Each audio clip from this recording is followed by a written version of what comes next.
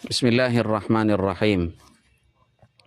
Sa gunaban to na ipamando ko sal kanu pembatianu tau sa kanun daw damon kagadamin pun sa kinatulog.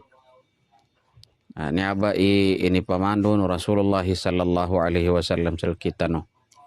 Iaban to pembatian sa kanu daw damon kagadamu tau sa kanu kinatulog na sukat dalunin sa alhamdulillahilladzi ahyana ba'dama amatana wa ilaihin nusyur. Alhamdulillahilladzi ahyana ba'dama amatana wa ilaihin nusyur.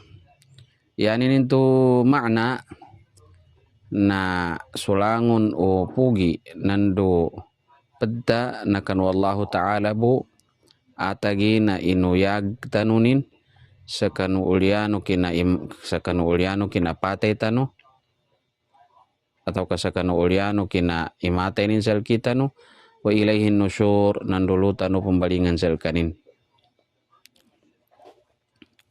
Binadtuanin kapadulugan ya atau kini solagi din kapadulugan ya sa mana kapagkapatay kagina so katulog na sulod o kapatay atagin na may pagizansilan sa gaawa na tanud sutaw. Gaawa na tanud sutaw. Nalabit sa hadith, bintalo no Rasulullah sallallahu alaihi wasallam, isog kapag katulog na sulod o kapatay.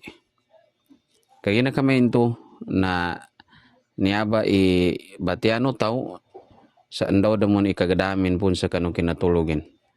Assalamualaikum warahmatullah.